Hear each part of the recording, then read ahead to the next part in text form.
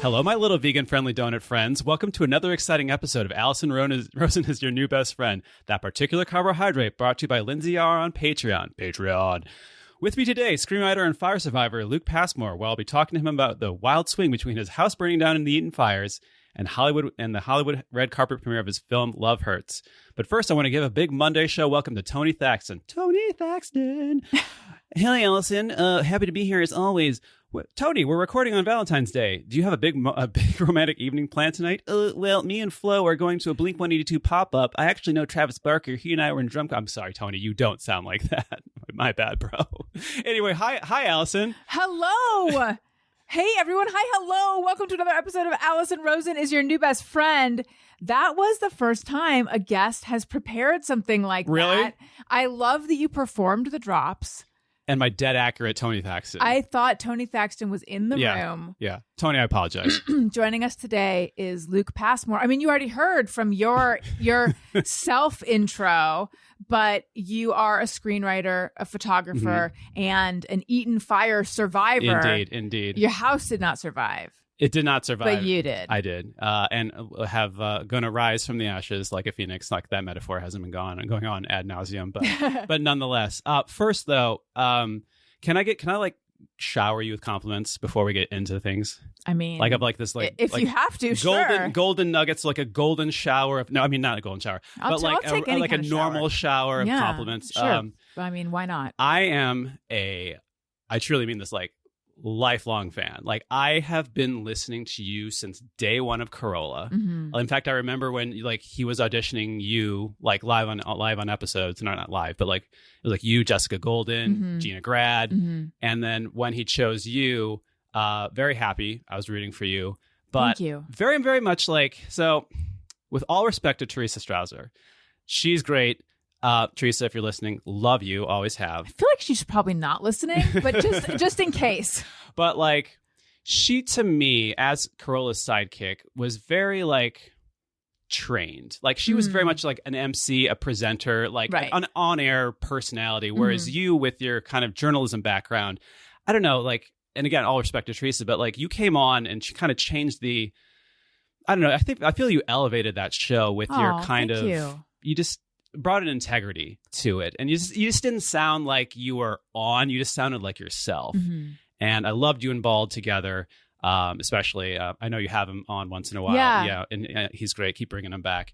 And like obviously when that all stuff went down with Ace, like I followed you over here. You were already kind of doing your own podcast at the time with the original Thursday game. Yes, I started Allison Rosen is your new best friend as a podcast in 2012. What did you call those guys? The Bobo Boys. Yeah, the Bobo Boys, right? And I love all those, Chris and everybody too, and Matt.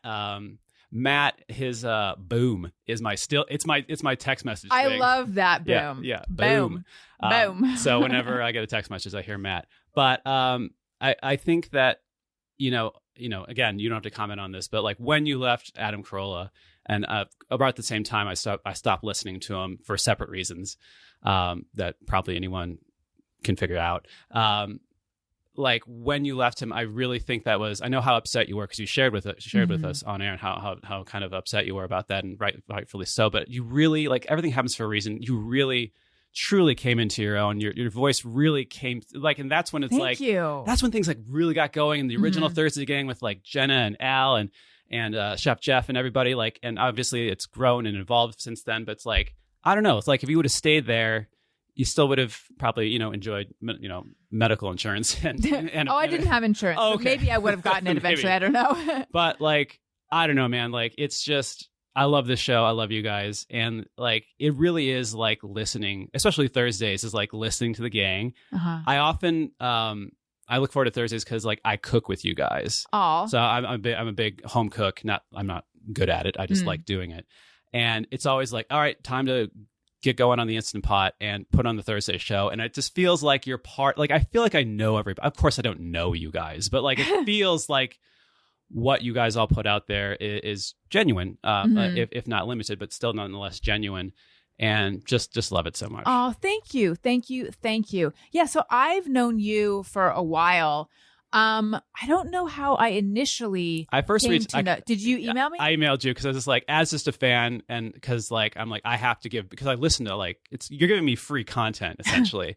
Although I did buy those Brooklyn sheets using your discount. Do you like them? I love them. I love them. We have like 5 sets. You do? Well, we did until they all burnt up. Yeah. Oh, yeah. We only have Brooklyn and we have one set, and unfortunately the bottom sheet ripped after using it for so long. So now I need to buy another set. Do you work with them still? Does your old code still work? I don't know if that's a good question. I haven't had them on in a while. I would have to check to see if it still works. Love them though, especially like hot L. Now we're plugging them. So Brooklyn and come back. Yeah, we're giving you free stuff. But like but like in the hot LA summers and or hot LA all the time, those linen sheets specifically just breathe really well. You had the linen ones? Yeah. Oh, that's fancy. I always wonder, is it soft or is it scratchy? It's like slightly scratchy. They soften with a couple washes, but they're insanely breathable, especially during the hot summers. I had sateen. Yeah. Wow. But I mean, I'm looking at the percale, so they have a little something for everyone. But I had reached out to you just being like, I've got so I'm a photographer as well. I'm like, hey, if you ever need updated headshots or whatever, and you like wrote back with it, like, actually, I do. We never did that. I know. I keep on hitting you up, and you keep on. We need to do that because the photos that I am using are so old at this point. I'm afraid it's like laughable. But you look the same. Oh, stop and thank you. Yeah, we need to do that. But you're leaving soon. We'll get to that. Yeah, but I'll be back and forth. Like, I would love to. And you've also offered to take family shots. I have. I would love to. But I don't want to take advantage of you because, you say like, oh, I'm a photographer. People should realize you're a high-end fashion photographer. It's true. But you're like, I want to come up with a name of a high-end fashion photographer. Unfortunately, Ansel Adams is what popped into my mind. Terry Mugler, Herb Ritz, Bruce Weber, Peter Lindbergh. Luke Passmore. All synonymous. You're all of those. And you go to Wyoming and take pictures of people on horses. Yeah. Or you ride horses and take pictures of people. All those things. Ride horses poorly, though. But I look back. I like wear the outfits well. And that I think is what matters most. Is you look the part in photos. Yes. Mm-hmm. Yes. So, wait, who looks the part in photos? I do when I ride the horses. Yes. Yeah. You have like a belt buckle. The belt buckle, the hat, the vest. The whole thing. Yeah, it looks very good. Right. So you're a high-end photographer who offered to take photos of me, and I took you up on it, but I never took you up on it. But I have asked for your advice on cameras and video and all that stuff. I just fixed Daniel's camera inside moments ago. Yes. You recommended this light that is in the studio. You have been on board the project of getting this studio video ready. I'm the impediment to that. So anyway, well, you got like a whole zoo inside. We have a lot of there's fish, and beetles, there's and dogs, and children. It's a zoo in there. Yeah. But so anyway, so I've known you for a while, and you've always been so kind about my show. Thank you. Love it. Now, to me, you were high-end photographer Lucas Passmore. But then one time we were talking when you were here helping me with camera studio, like talking about all that. And I found out that actually writing was the first thing for you. Yeah. And you kind of fell into photography. Yeah. We should say you have a movie out right now, Love Hurts. Yep. It's an action movie starring Ke Huy Quan, who you guys may know. He won the Academy Award for Everything Everywhere All at Once, but anyone who's an 80s or 90s kid, especially 80s, would know him as Short Round from Indiana Jones and the Temple of Doom and Data from The Goonies. Yes. So he is the star, and opposite him is Ariana DeBose, who won the Academy Award for West Side Story. And then one of the greatest running backs, if not all-time greatest running back in NFL history, not that I know anything about football, by the way, Marshawn Lynch, who runs away, no pun intended, with the movie. Every scene he's in, he steals. Oh, really? Yeah. Okay. So it's like an action comedy, very much. The action's a little bit in the vein of Jackie Chan, a little bit in the vein of John Wick, because it's the same guys who did all the stunts and action for John Wick. Those are the same stunt team. So it has that kind of like fun, visceral pace to it, and it's just it's a good time. But we can get into all that a little bit later. Spoiler, jumping ahead, I do want to make room. I've got a fun quiz. Oh my god, a desert island quiz that can we pad in 10 minutes at the end for sure? Yeah, because it's a desert island. Who in the Allison Rosen as your new best friend cinematic universe, if you had to be on a desert island with one of them, who would it be? And I have pros and cons. So I'm going to give you a quiz and see which one would be best match for you if you were marooned. Oh, I can't wait. Yeah. I had always intended to make a which member, back when it was a regular Thursday group, which member of the Thursday group are you quiz. I never did it. But I'm painting myself to be someone who plans to do a lot of things that she doesn't do. And I think it's mostly just the quiz and getting the studio up and running that's taking me forever. But, oh my God, what's the name of that show that has Fortune Feimster and two other women? Not Mae Whitman, but Mae something. And is it also, it's not Tig. I forget who it is. But anyway, they have a podcast and they did a which one of us are you? And I was like, that was my fun idea. Yeah. Is it, can you sue for intellectual property for something you actually never did yet? Probably. Yeah. Quick question. I wanted to ask your ask your opinion. And this has nothing to do with anything we've talked about so far, but this was brought up in a conversation over dinner last night. So I have a friend, we'll call her not Lindsay. Not Lindsay. Yeah, because that is not her name. Okay. Isn't Lindsay your wife? No, I think her name is Summer. Like this season. I'll call her and ask though. Now I feel insulted, not insulted. Now I feel that she will feel insulted that I said that. Summer, I'm sorry. I don't know why I thought you were Lindsay for a second. Because you shouldn't be talking about any woman other than your wife. No, talking to.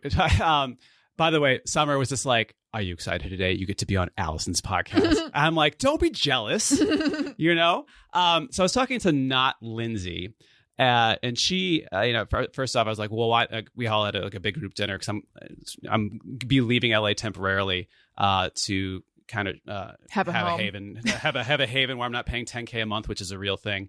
Back in Chicago, just for a little bit. So I'm kind of doing this round of goodbye dinners with my different groups of friends, and not Lindsay was at the dinner last night, and I was like, not Lindsay, like, why the long face? And she's like, well, that's a genetic disorder, and I don't appreciate you bringing this up. I'm sensitive about it. I mean, like, why do you look so sad? And she's like, well, me and my Derek, we broke up. Derek was her boyfriend of 9 months, but she qualified it as well, he was just a rebound from her prior breakup with let's say his name's Chad. Prior breakup, not Chad, who. They were together for 4 years. Oh, wow. So the other guy, it's again, 9 months. He was a rebound for 9 months. And I was like, okay, fair enough. Well, what you need now is just go on Tinder and date around and have some fun and mindless sex. And she's like, well, I tend to date my rebounds.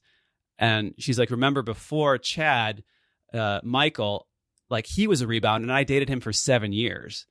And I'm like, I feel like we shouldn't be calling them rebounds anymore. Which is my question. Okay. Is a rebound a parameter of time or is it a state of mind? Ooh, I love this question. If sure, 7 years, but if you're all that whole time, you have 1 foot out the door. Right. First off, someone in the relationship is not fully informed of what's going on. But if you have your 1 foot out the door the entire time, is that still a rebound? Can you still label it a rebound in your own mind?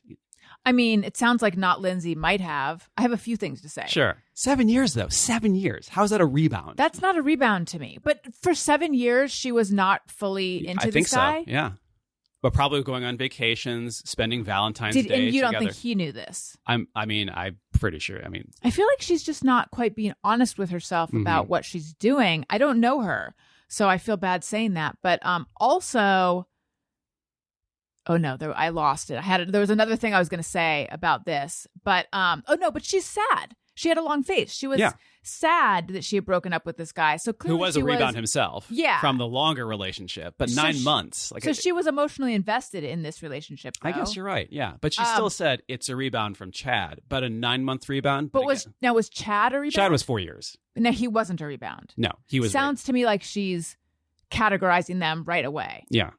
But Chad was not a rebound. But who was the guy before Chad? Michael. And Michael was a 7-year rebound. She's like, so it's like, again. What's the difference? How is she divining? That's the big question. Is a rebound a state of mind or a parameter of time? Because a rebound to me, I think it's both. Anecdotally seems like 2 months at the most. Maybe 3 months. And then you're like, all right, what are we really doing here? Yes. But if you how long can it go if you yourself aren't ever really taking it very seriously or to heart? Yeah, I think of a rebound as both. I think it has to do with what you're looking for in the moment. Whether you're like you might know that you're not in a position to have any sort of serious relationship because you're too heartbroken or something. Mm-hmm. So this is just like getting close to someone again, but having some intimacy, sharing a bed with someone, getting to like hang out with somebody, but not full commit. And like but washing 7 years, the stink off of the old one. 7-year rebound. That doesn't work for me. Yeah, I don't think that works for anybody. No. But like, does she not want to like settle down? I think now. I think it. Not to air her dirty laundry on this podcast, but there is some behavioral issues that he suddenly exhibited out of character, or maybe the bloom was off the rose, and after 9 months, like an onion, you reveal who you really are, and so she's like, nope. And, got it. Yeah, right. So maybe had that not happened, she would have stayed with him and not classified him as a rebound. I don't know. But like, what would you say is the maximum amount of time? Just us speaking, internal discussion here. What is your max limit for? Okay, if it's longer than X amount of months or weeks, it is no longer considered a rebound. Well, I think what we are asking is, can you casually date someone for a super extended period of time, knowing that it's not going anywhere, and you're also looking for someone better at the same time? Yeah, I wouldn't be able to. But there's plenty of men who can easily do that. They do that for years. Yeah, I don't know if they would call it a rebound though, but they do that. There's plenty of people who can do it for years. Yeah, usually men. So, well, the guy's thing is like, listen, I'm not looking for anything serious, right? And they can say that kind of indefinitely for years. Yeah. So I'm gonna say, if it's longer than 6 weeks, it's not a rebound anymore. I feel that's like a good amount of like, that's the Mason-Dixon line. That's a good amount of, okay, you need to be over your stuff. Because after that, it's like one of you is misinformed. Getting involved. Misinformed as to what the nature of said relationship is. Right. When you met Summer, did it move fast? Because when I met Daniel, like we both felt like we were moving very slowly in terms of not being a one-night stand. But that's because we were seeing each other so often that like we had hung out a lot by the time things became intimate. But really, when I look back, it wasn't in a super extended period of time. Real quick, how did you guys, were you guys set up? It wasn't online. It actually was online, but not on a site or anything. Yeah. So he, like you, had heard me on the Adam Carolla show. Yeah, that I do remember. He was a one-time fan. Yeah, and he was like, he just had this... Who's this sultry newsgirl voice I'm falling in love with sonically? Said that he would have a question pop into his head, and then he would hear me ask that question. He was like, oh my God. I think actually, I've heard that from other people. Like I was sort of the, advocate for the audience oftentimes, but still he was just like, I just feel like I should know her. And then he started reading stuff I had written and was more convinced. But also he actually had been followed when I used to do the show Red Eye in New York. Yeah. Wait, you when did you live in New York? I know. I don't talk about it very often. I wasn't. Okay. So he followed me at one point and I think had watched my Ustream show, but then he said that he unfollowed me because I posted too much, which is funny. He was like, why am I following her? So he unfollowed me. So he had been sort of like very, tangentially aware of me. But anyway, he had this sense that we should know each other, which is real stalker shit, except that it turned out that he was right, which is so weird to me. It's so romantic from his point of view, Right. I mean, it became romantic from my point of view too, but it's just weird that he's just like, she's my soulmate. I should know her. And like, he was right. So he reached out to me. What was his opening line? Hey, we're best friends. So yeah. What was it? Heard you on the Adam Carolla show. It wasn't. Yeah, maybe it was something like that. It might have been something like, I listened to you and then I read this piece that you wrote and I just felt compelled to reach out and tell you how, great I thought it was and da-da-da. And it was just something about the way he used language that made me know that I would enjoy talking to him. And it wasn't like he had flowery language or anything. You could just tell when someone's conjugated like on the verbs just correctly. Just so hot. You can tell when someone's on your level. Yeah. But that's really cool. Is that like he didn't say you're so beautiful? No. Like right off the bat, like obviously it wasn't but like romantic. He got he got you through like the thing that, you know, means a lot to you. You're writing. It's like, oh, he understands my words. So manipulative. He understands me. Yes. Right. Let's do this. Yeah. So then take advice, listeners. So then, he at the time had started a little like publishing imprint, and he's like, we're looking for a writer to write this kind of thing. I think you might be good for this. So we met ostensibly to discuss that. And it was really smart of him, because I would not have felt comfortable going to dinner with a quote unquote fan. Yeah. It actually wasn't dinner, but meeting up with someone who just randomly emailed me. But this is like, oh, it's someone who, you know, has a job in the industry and this is a business opportunity. It's like a business thing. Did he wear a suit? Did he shake your hand? He was like, hello, Miss Rosen. No. But he did, you know, have books with him. Like it was, but they're all children's books. Yeah, but I knew, like I knew that it had the potential to be. There's an undertone to your exchange where it's like, all right, I think I'm picking up a little bit what he's putting down. Right. And so then we hung out at the Standard, which is, we've never gone to a hip bar ever since, because I'm not a hip bar person anymore. That's where we met. And then I just remember getting in the car afterwards and like, I just want to keep talking to him. So yeah, it was really like, we never stopped talking after that. And then I was trying to figure out where I wanted to live in LA at the time. So he would drive me around Los Angeles and show me different neighborhoods. And we were just friends for how long? Maybe a couple months. And then, he took me out for my birthday that year. And I thought that I was going to be working on my birthday. And I was like, that's good. Then I don't have to worry about what I'm going to do. And then it turned out, for some reason, we didn't have a Corolla show. And then he's like, can I take you out for your birthday? And I said, okay. We went out, had a good time. And then that night he like let me know that he liked me. And I said to him, what was that? That sounds so formal. I have feelings for you. I think he just was like, I just want you to know that I do have feelings for you, or something like that. He didn't write you a note like yes or no, circle one, maybe. No. And I think I said that I don't think I'm in any position to be in a relationship right now. You just don't want anything serious right now. Yeah. I had just moved back from New York. Where you used to live. Yes, I don't talk about it very often. I was living at my parents' house. I can say it now. My mom had just been diagnosed with cancer. I was helping take care of her. That was all very upsetting and scary and bleak, and we didn't know what was going to happen. And I just felt like I'm living in my childhood bedroom. It'd be insane for me to start dating someone. Yeah. I don't have the trappings of an adult life. It'd be weird. That being said, so I said to him, that being said, I have not categorized you in my head. I don't believe in the friend zone. I think if two people are meant to be, and this is actually something I believe, if two people are meant to be together, they will be together. And then he dropped me off at my parents' house, and he went to like give me a hug. And then he says that I leaned in for a kiss. I don't know. Like somehow we ended up kissing.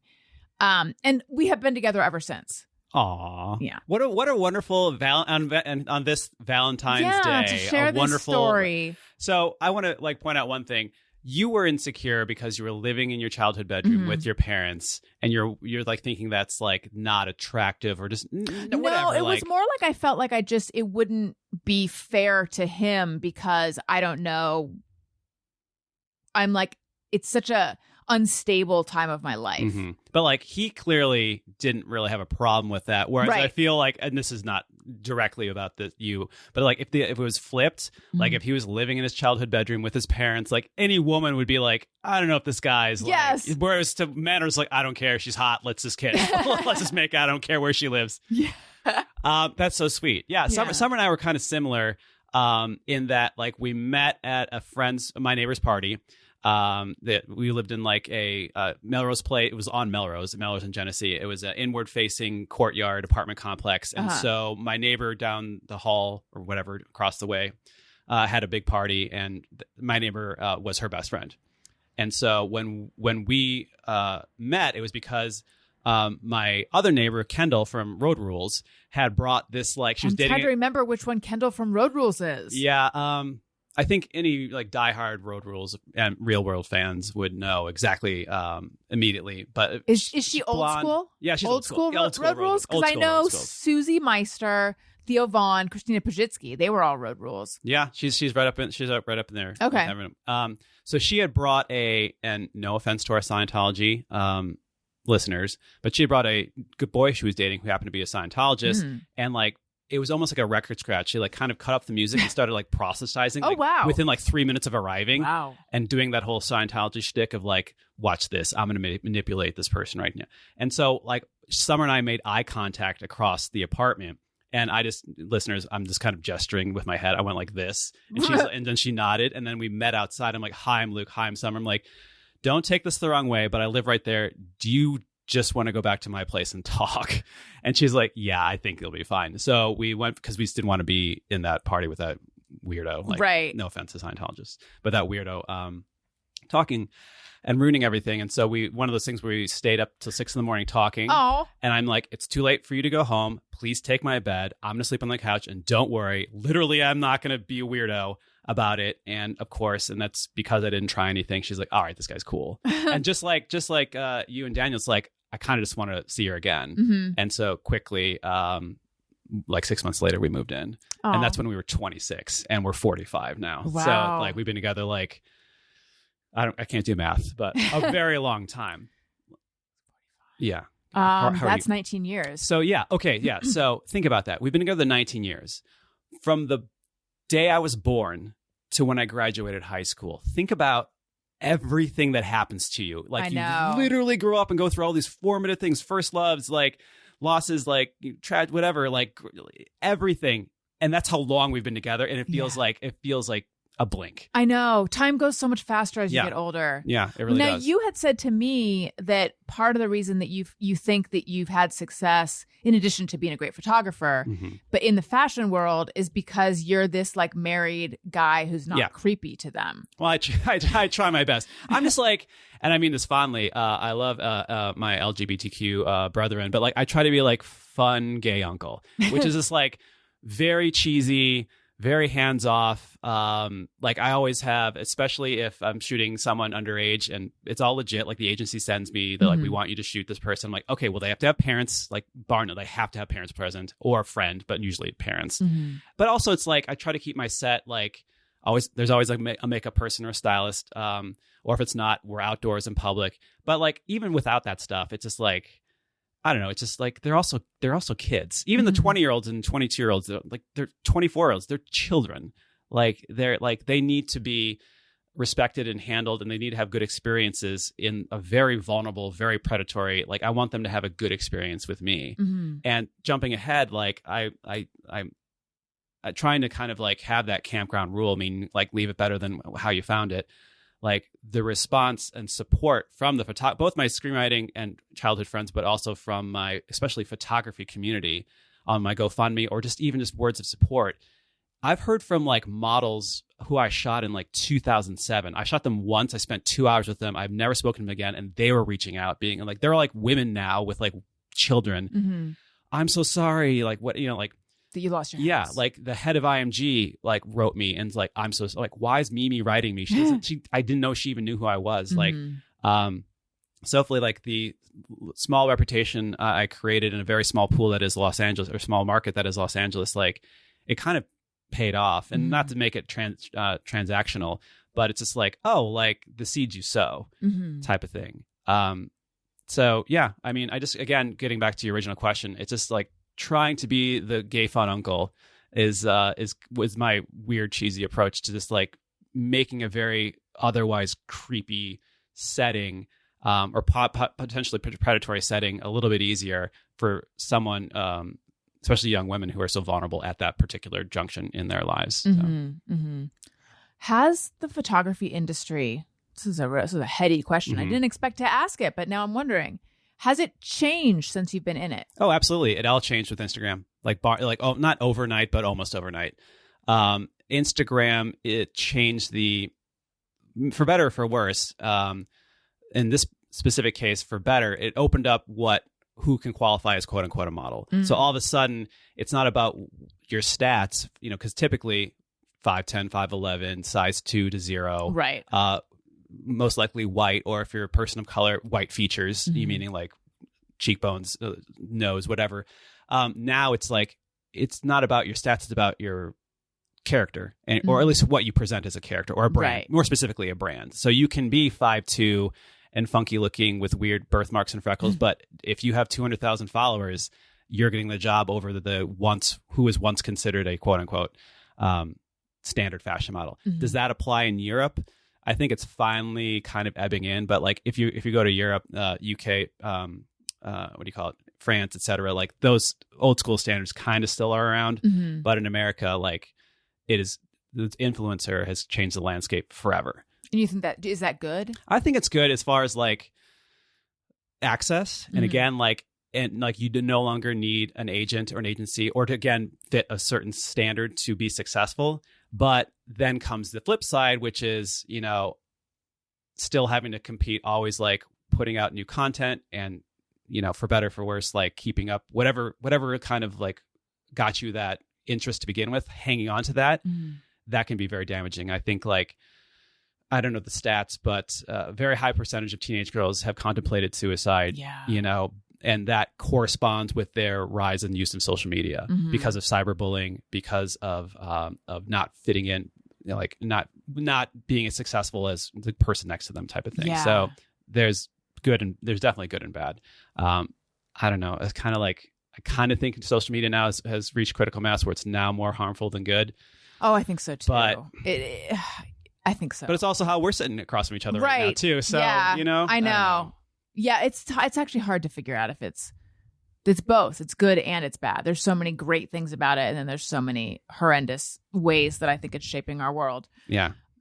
Okay, I want to talk to you about how you got into photography. Yeah. I want to talk to you about Love Hurts and your screenwriting career. Cool. And I also want to talk to you about your experience of losing your house in fire. Which would you like to talk about first? I can just touch. We can get into the fire because I think that's probably the most topical right now. But real quick, so I've been on a trajectory to be a writer my entire life. I'm old enough to. I'm so old that my parents got the second home Macintosh to ever exist, the Mac 2. When they got that is when I started writing little stories. Oh, wow. Like my first story was about like this knight who was sent off on a quest to like kill this like rival like demon knight. And it was an allegory about, I was like in 5th grade. I wanted to create like a David and Goliath allegory about like facing death, either standing up or sitting down. And my parents were like, Jesus Christ. That's like, a lot. That's intense. It sounds cooler than it was, but like that was the intention. Again, like have a David and Goliath story. So like so when all the boys went to like baseball camp or basketball camp or football camp, I went to writer's camp at the local college. Now, first off, that's definitely where all the ladies were at. So I wasn't like wrestling along, wrestling other dudes. I was being sensitive with the pretty girls. But that's like Greg Fitzsimmons doing gymnastics. Oh, is that true? Oh, yeah. Yeah, he did. Yeah. And he's like, all the girls are there. Yeah, smart guy. So that's kind of like been my trajectory. I went to Columbia College Film School in Chicago, but I actually studied to be an editor. I would recommend anyone who wants to be a writer, definitely, you don't have to go to film school, but definitely like practice some editing, like Adobe Premiere is free, or download some kind of free editing programs. Editing really kind of builds into you that rhythm of pacing. Like you kind of like when you're writing your screenplay, you kind of know when things are supposed to cut.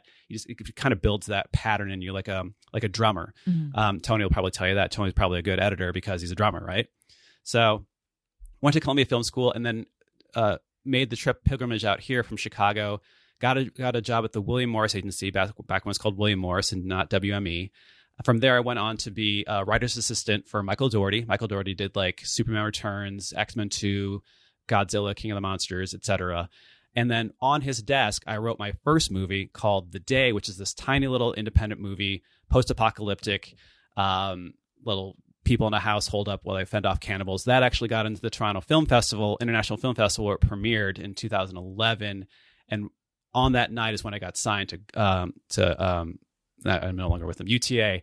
I'm no longer with them though, but UTA. And then right after that, that's huge to get signed to UTA. Yeah. Then I got staffed on Teen Wolf, and I did Cycle 3 for AMC's The Walking Dead webisodes. Did a big movie with Dwayne Johnson at New Line, never got made, but got paid for it. So that's kind of when it took off. But to answer your question, how I got into photography, it was on set of my first movie, The Day. Being a movie lover, I love cinematography, obviously. And, if you've ever been on set, it's the most boring thing in the world. Like 90% of it is just waiting around for the gaffers to relight the scene.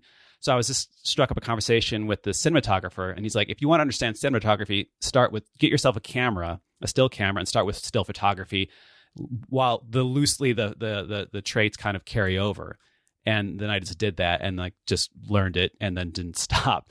So it became this photography became this like in between writing gigs when you're just trying to make your bill money or kind of monthly nut. Like instead of working at a bar or Starbucks, I was doing headshots for actors. And then I started testing for modeling agencies and started doing portfolio work for models for the modeling agencies. And it's when I shot a model named Alexis Wren, who still today, I think she has like 18 million followers. It's like our pictures went viral. She shot up to internet stardom. I got 1% of that attention. Basically, like, who shot the photos, these viral photos? Oh, it's Lucas Passmore. And that's when the brand started calling. They're like, how much is your rate? I'm like, I don't know. Like $200. And my mentor was like, what do you, dude, you can charge like $2,000. Yeah. And so that became like kind of like this way. Now it's like, here's the thing in either photography or screenwriting, like none of it is consistent. So you have up and down years. So it's kind of worked out. When 1 year's slow with writing, photography, I'm going around the world. When photography is slow, I'll get a studio gig or get staffed. And it's kind of worked out that way. But what I really like about photography is it gives me a chance to tell my stories visually without having to be on set for 9 months, like at 3 a.m. call times in Croatia. Like I'm like, my job's like done in a day or two or a week at the most. These photos with Alexis Wren? Yeah. Alexis Wren. What were they like? They were just, she was just an everyday, like the agency called me up and there's this, we've got this young girl. We want to shoot her. We want to give her to you because we know you're going to be respectful. And of course, I'm like, her mother needs to be there or somebody. Her mother came, lovely woman.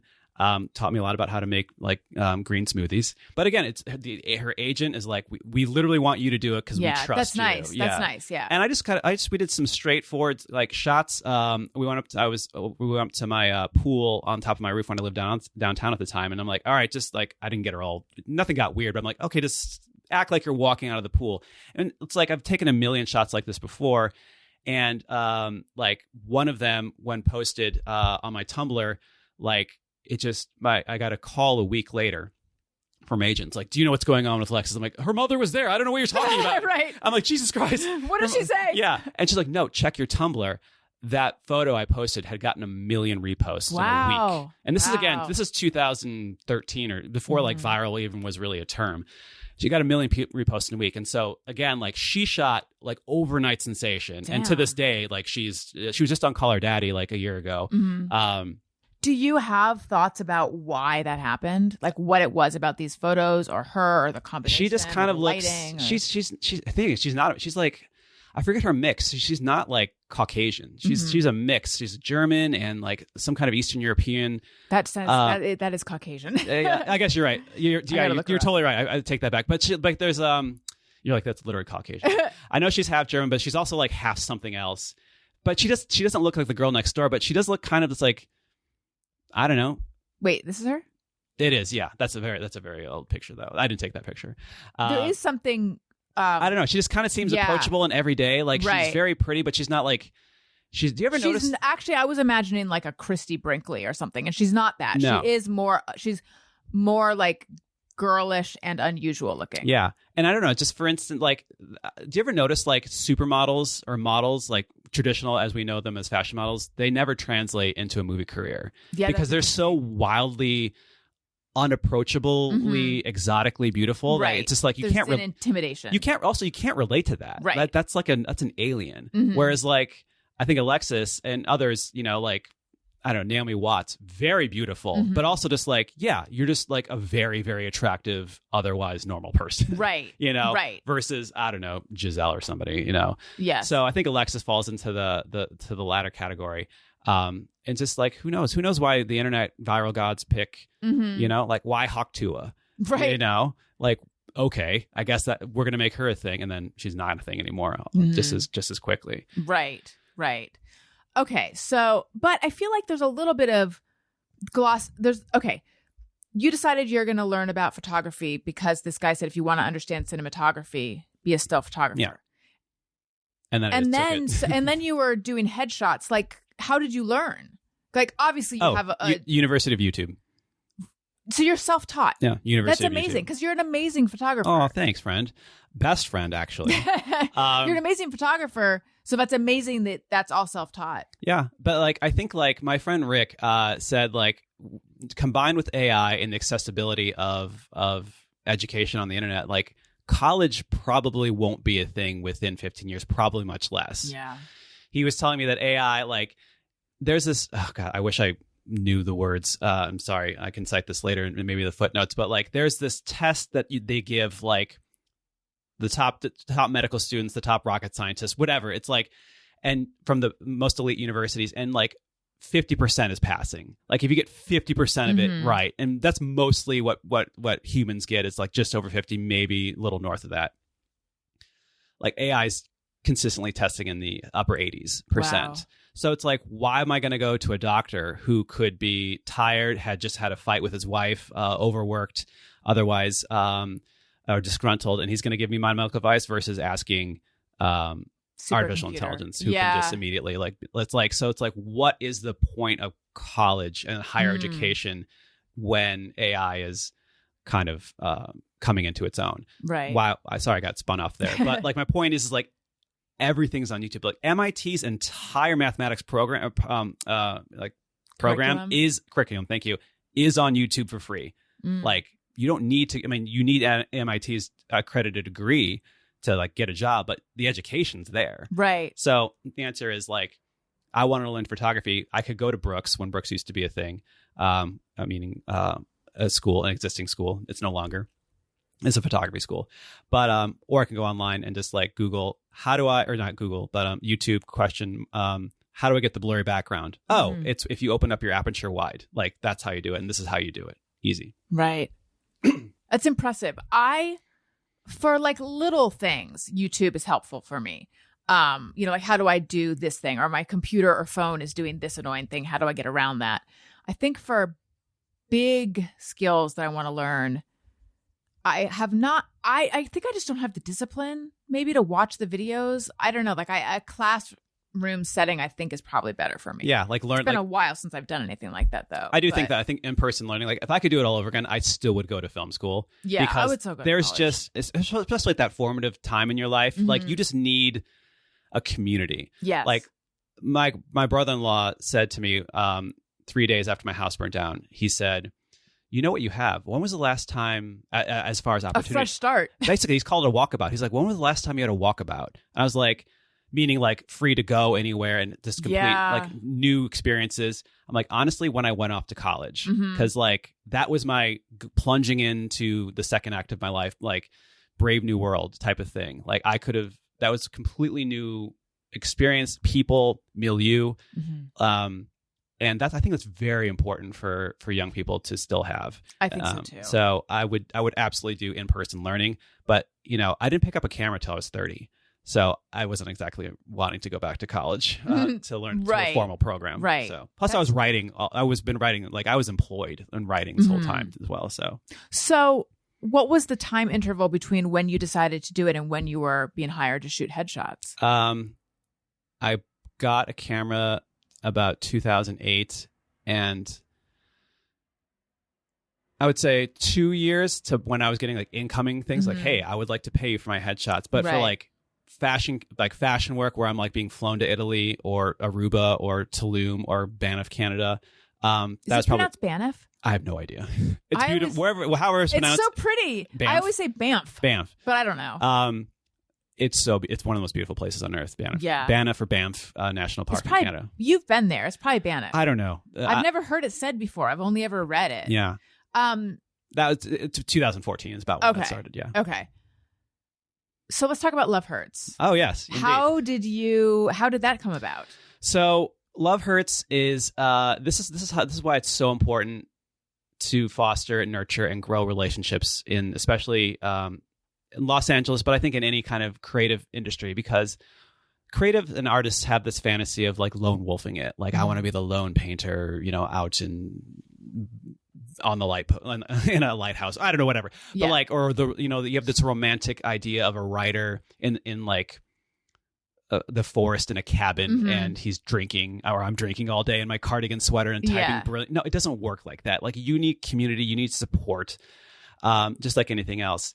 And so like in Hollywood, people ask like, what's my advice on how to get started? I'm like, start making friends in the industry. Like, start fostering community. Because the executive who hired me to write Love Hurts, he sat in front of me when I worked at a literary assistant at the Way Morris agency.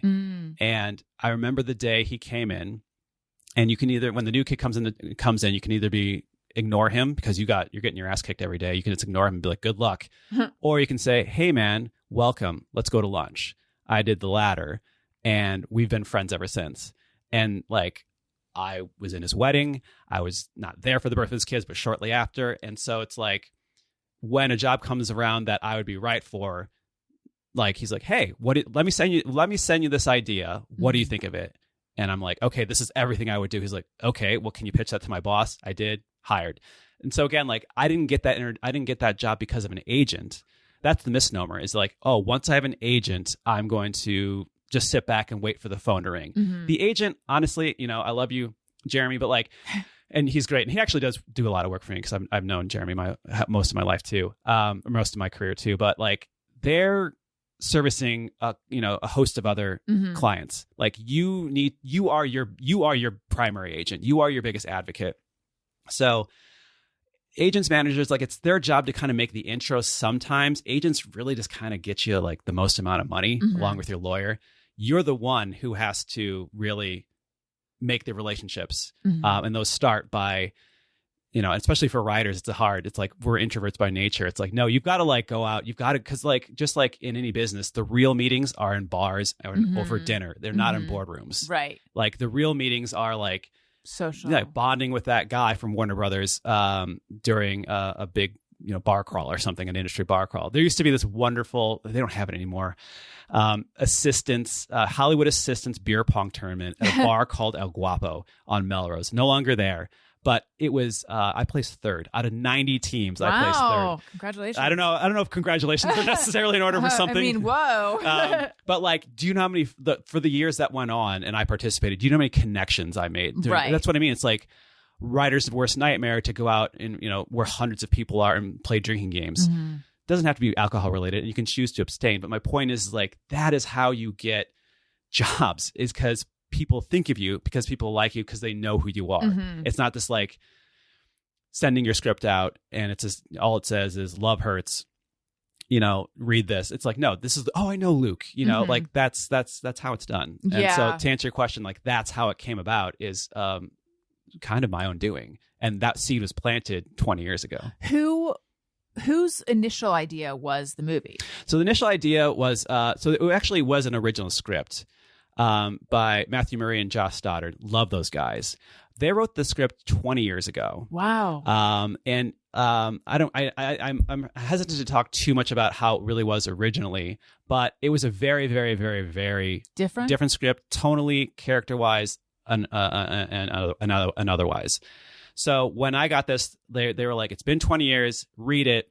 It kind of needs a renovation. What made them decide to revisit something after 20 years? Because if you read it, like, it is dated, and I love you guys, Josh and Matt, but like, it is dated, but like, there's like a fun aspect to it there. But had they just acquired it? They acquired it. Yeah. Got it. I don't know if it was over on the blacklist or anything like that, but like, it wasn't, for contemporary audiences, it just wouldn't play. And so I'm like, you need to change, respectfully. You need to think about changing all of this, restructuring like this. These characters we have to cut because they're just perfunctory. And like, your main character, he can't be this way because this is just he can't be so worried about Y2K. Yeah, exactly. His Walkman's jammed. But it just needed a full renovation. And so it's not, in the industry, we call it a page one. It wasn't quite a page one, meaning, keep the baby but throw everything else out. But there's just quite a lot of work to be done.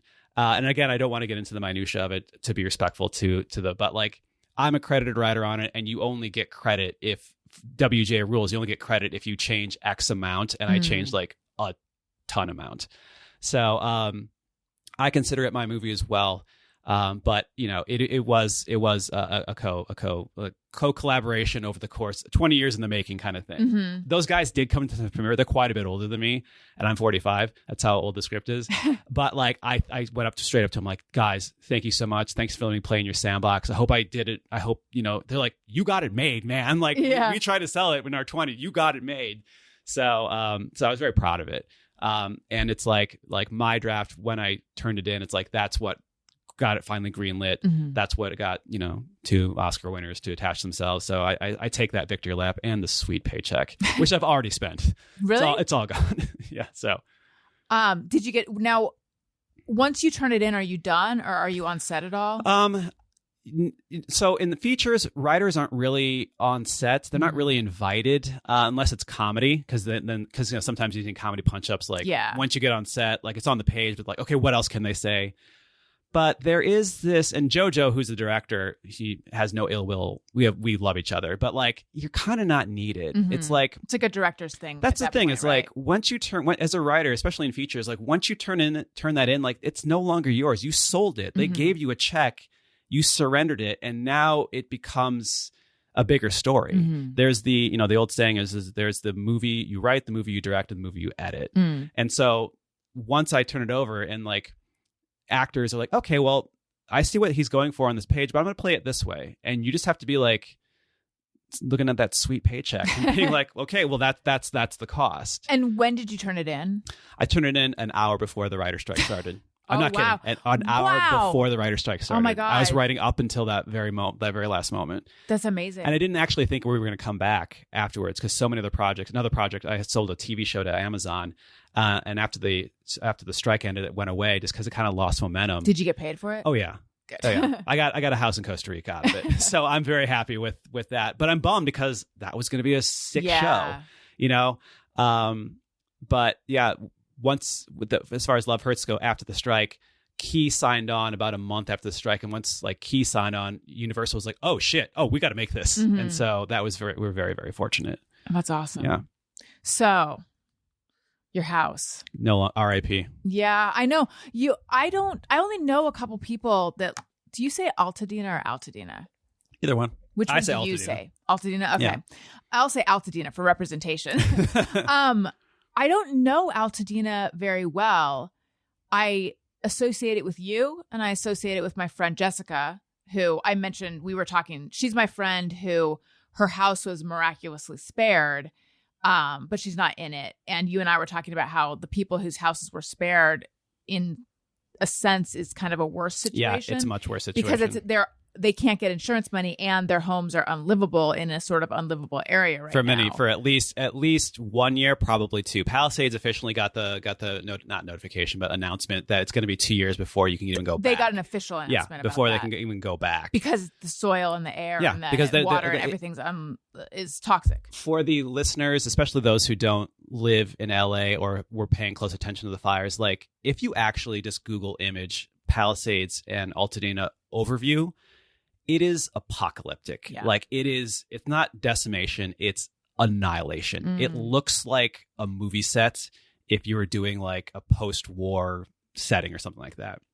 The sheer scale of cleanup and cost alone, I mean, that has to be zillions. Zillions. But so 2 years, I'd be surprised it's even that. Right. So for those, what we're talking about, I was talking about earlier, my friends, Craig and Allison, not our Allison, of course, their house was one of 3 on their street that was miraculously spared. However, Craig, I wonder if it's the same street. I mean, we should not talk about addresses, but I wonder if it's the same street as my friend, because I was so shocked that any houses were spared. Yeah, it's just so random too. And I'm not conspiracy. There's no conspiracy theory. It's just that that's just how statistically it works. Right. Like, a couple were spared. But like he was saying, it's like, it's almost better if my house burnt down, because the way the insurance that he had was like, well, you kind of still have a structure foundation. Mm-hmm. So we're not going to categorize it as a loss. Therefore, you're not going to get, but the smoke damage. Right. He can't live there. Is he just got it completed. That shit's in the insulation, it's in the carpet, it's in the walls, it's in every single thing they own, their couch. Like none of it is salvageable. So it might as well have been burnt down because you lost it all anyway. You can't like keep those stuffed animals or your couch or your TV anyway. Yeah. So you might as well just have lost it. Does he have kids? He has. That's the thing is like, or does he have kids? He has 2 children, and their school's burnt down. Yeah, and so they're still having to be strong for their kid because you have to keep. You have children. You've got to keep their routines somewhat consistent, and at least not let the sadness permeate out and show it to them. Right. If not, maybe once in a while, but like every day you want to break down. Yeah, like you can't have young kids see that all the time, and they have to keep their school up. It's like Summer and I don't have children. Like we can, there's the kind of silver lining to our situation is like now there's nothing weighing us down. Like I don't have to, everything I've ever owned, 99% of it gone forever. So that sucks, but there's like, I can do anything with my life because I can write anywhere in the world. Like if I want to go live in England for 6 months, if I want to go live in Japan, whatever, like I can do anything. But Craig and Allison can't do that, Right. Like, and a couple of my other friends, Guy and Callie, they can't do that. They're beholden by their 9-to-5 jobs and their children to make this work. And it's just like, it's impossible. So it's like, first off, my friend still paying a mortgage. Are going to have to somehow pay for the renovations for his house, at least if nothing else to sell it. Then God, that sucks. He's paying rent. And it's an ungodly amount of rent, like criminal amount of rent. Like literally criminal. Literally criminal. Yeah, they're not allowed to gouge. But everyone's doing it. So who are you going to report it to? Right. And what are they going to do about it? Right. And now you got to pay that exorbitant amount of rent as well. And also be sane for your children. Like I can't imagine like that kind of like nightmare. So where were you when the fire broke out? So here's the thing. And half of Altadena. It doesn't sound good when you say it. And I'm gonna say we'll say the show Below Deck. Yes. So of course, there's upper deck and lower deck of Altadena. We'll put it that way. I don't want to get into class wars too much. Upper deck of Altadena. So the fires broke out about 6:30. The upper deck of Altadena was alerted at 7:30 to evacuate. Lower deck, where I live, we did not get the evacuation notice till 2:30 a.m. Oh wow. However, about 6:30, the power had been off all day because we were having this tornado-like winds, Santa Ana's, starting at 4 a.m. that morning, Monday morning. So the power had been off in my house all day.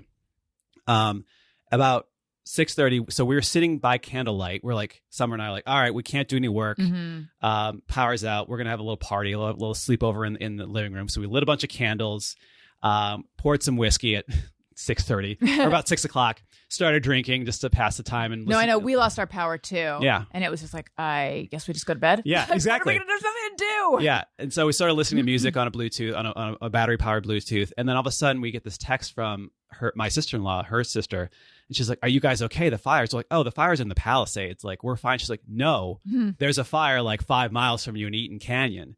And we're like, oh shit. Well, here's the thing. I can't remember what year it was. Maybe it was 2018, 19, or 20, but we had this before in the Eaton Canyon Valley area. Wildfires broke out, and they actually they came close, but then the winds blew them into the mountains. A couple dozen houses like in the Sierra Madre area got torched, but they blew into the mountains. The difference between that and this time was the winds were like a tornado. And so once those fires started, they were throwing those embers like grenade shrapnel in all directions. That's how and it was so fast. Jumping ahead, the winds were so strong. When we were evacuating, we had 2 separate cars.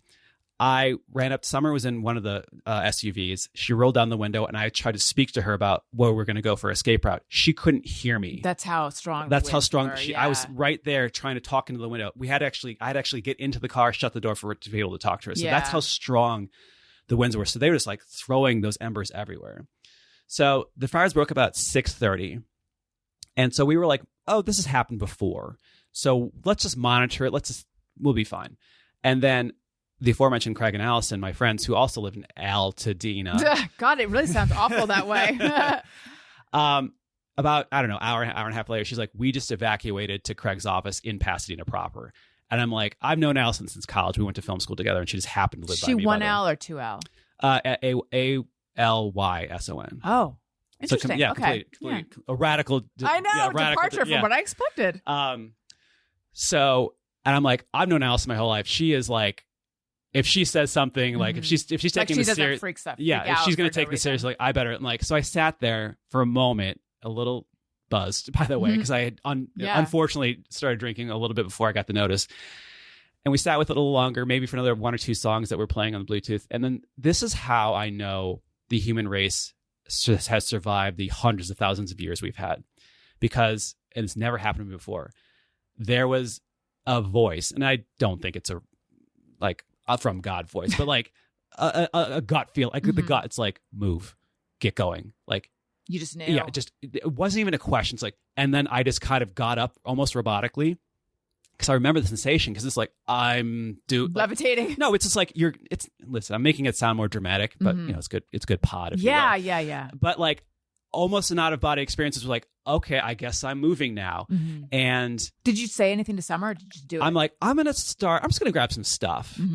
And so we have 2 go bags already.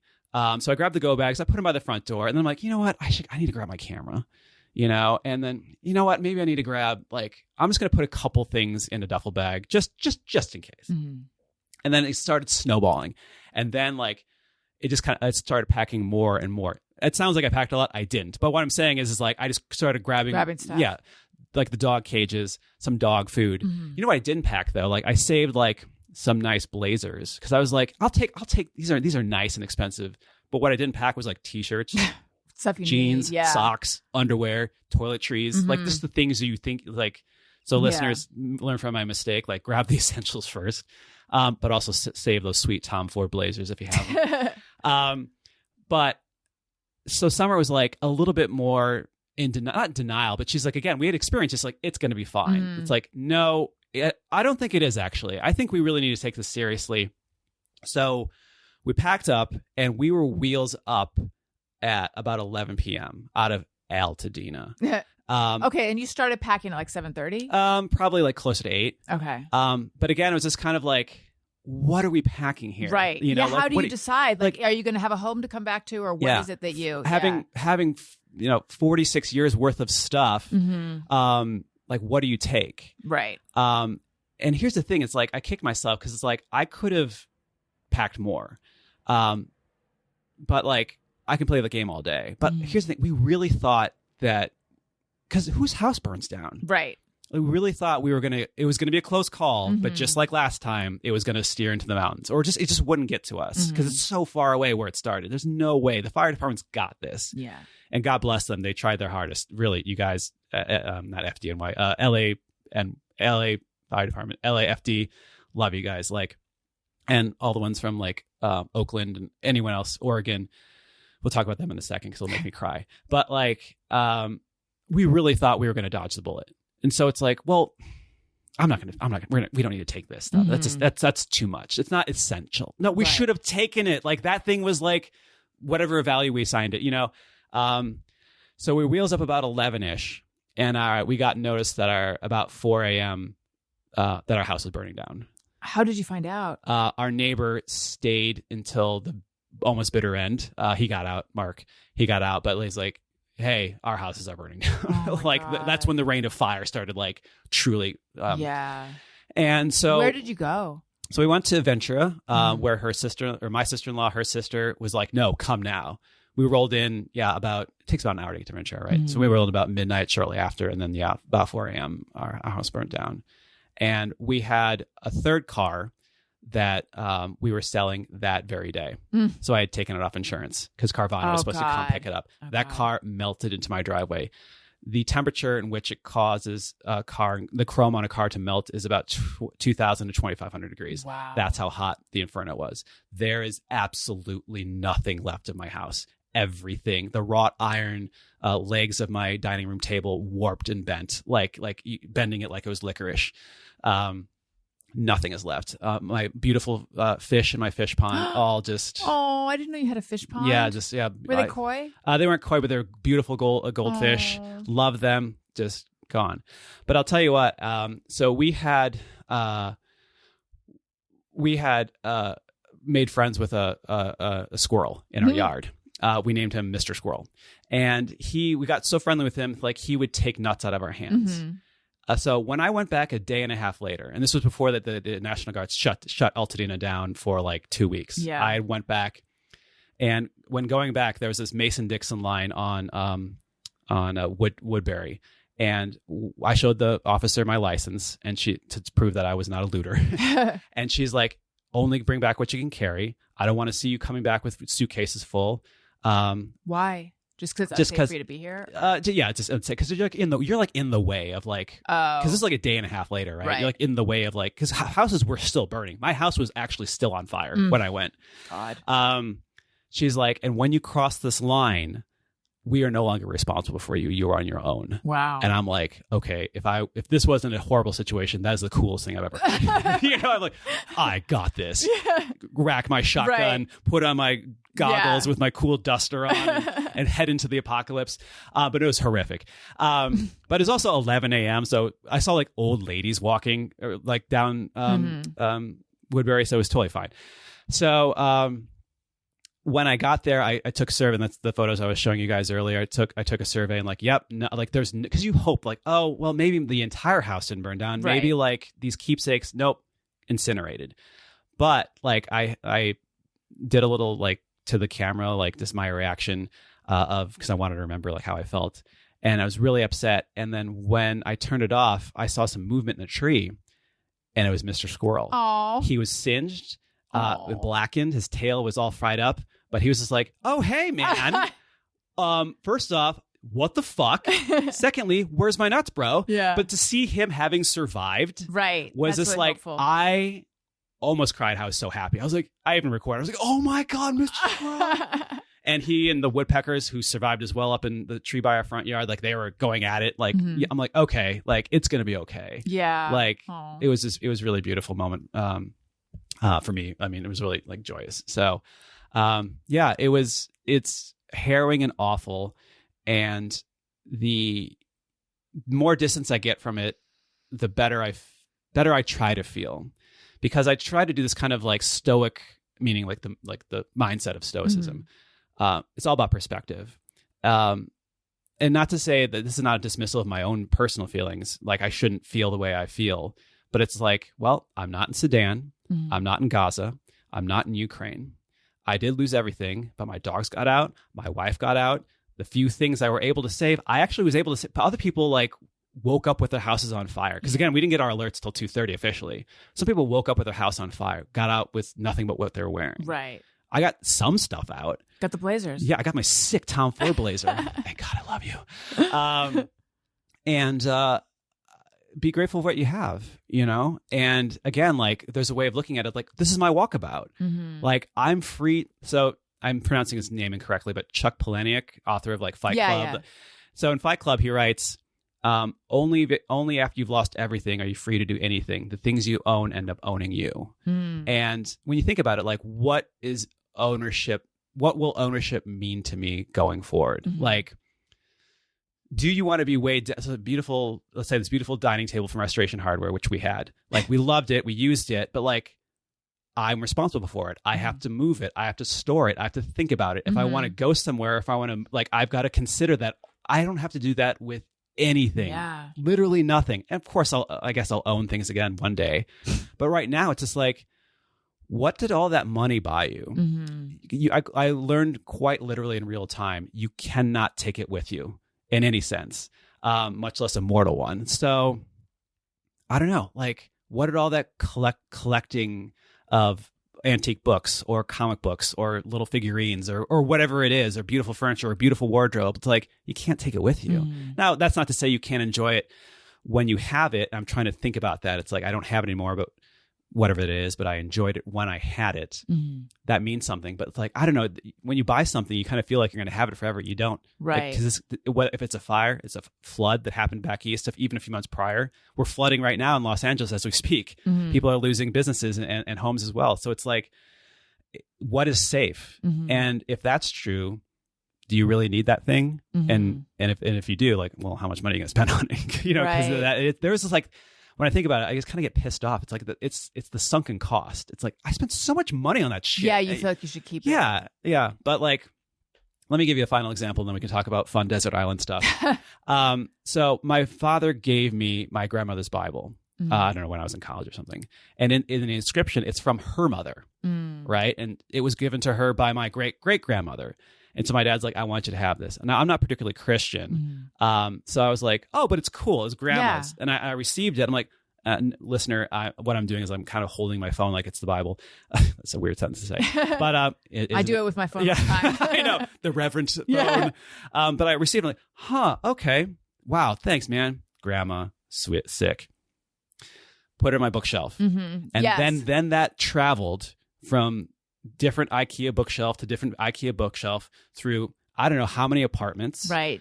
Summer and I's first loft, first house, or not first house, but first apartment, to our house. I never look at it. Right. It's just a keepsake that you don't it's just like that was my grandma's. And let's just say my house didn't burn down. What's the natural, let's game that out to its natural conclusion.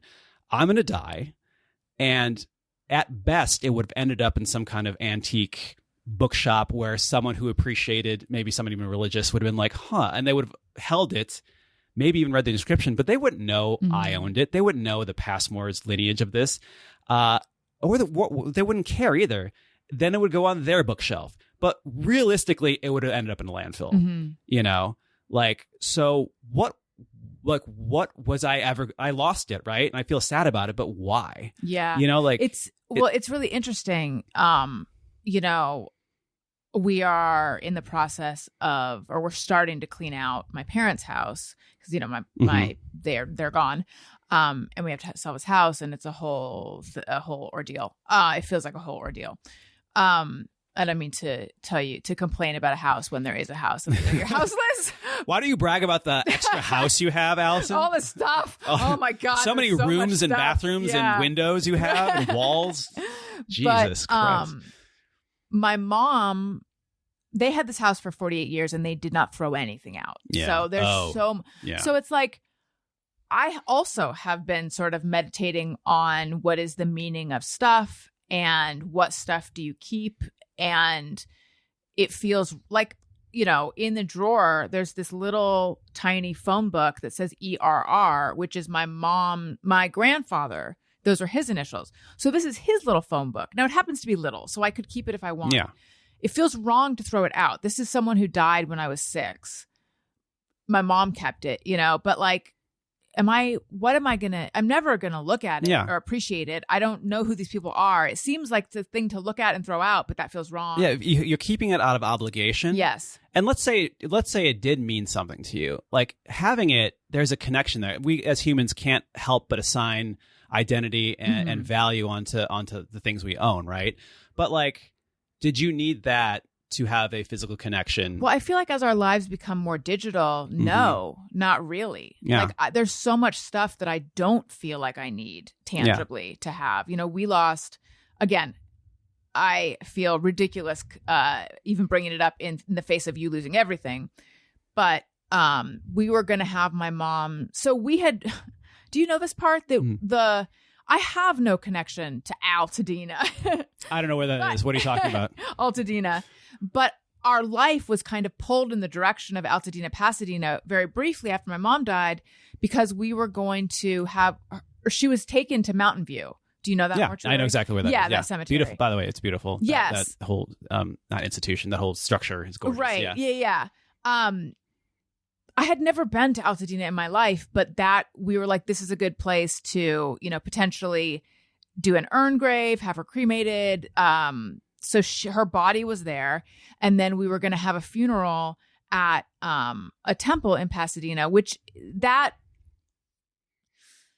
my family is not religious at all. So the religiosity of that like felt weird to me, but it ended up not happening because the temple burned down. Yeah. I was just going to say, was it the one that burnt down? Yeah, it is, yeah.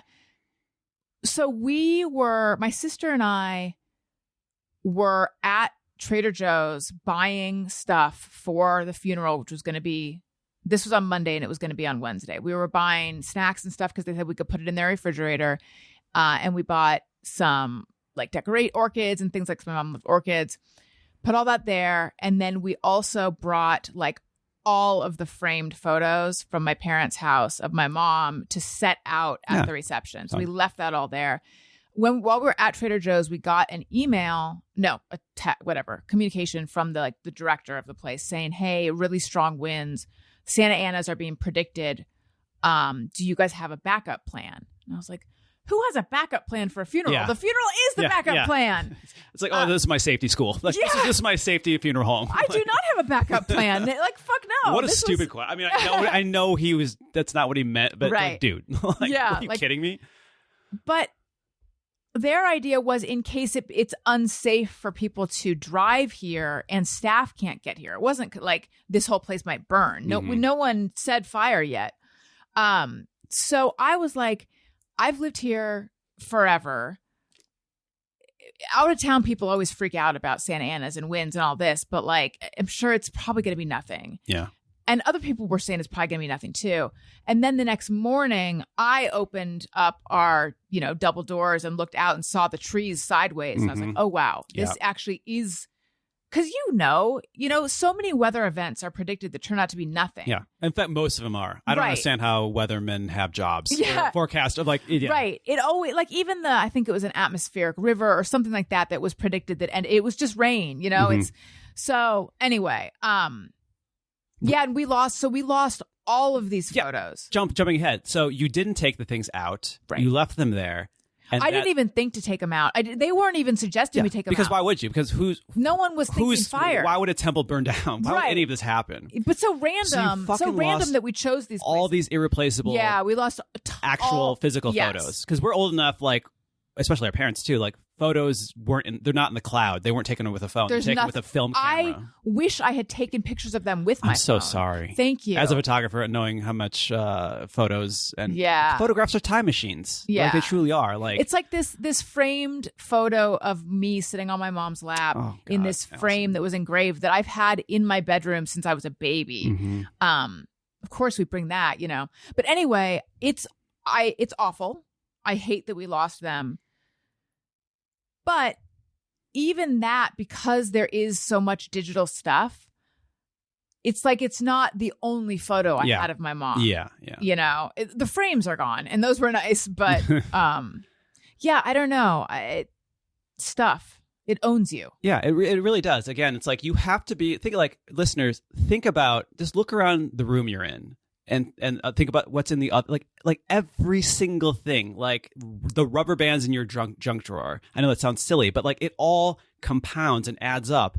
And all of a sudden, you realize you have this weight of ownership, and it's just it's hindering. And even if you're like, well, I'm going to move everything into a public storage and travel the world. Well, you've got to move all that stuff into public storage and then pay for that. Yeah. And then move it back out. It's just again, you're beholden by the possessions of the of the things you own.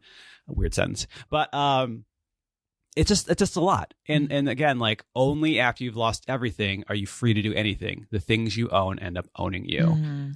Again, it sounds like I'm never going to buy anything again, and I'm certainly not going to turn into a stringent minimalist. But at the same time, it's where were you on the minimalism to maximalism scale? Here's the thing. Yeah, it's.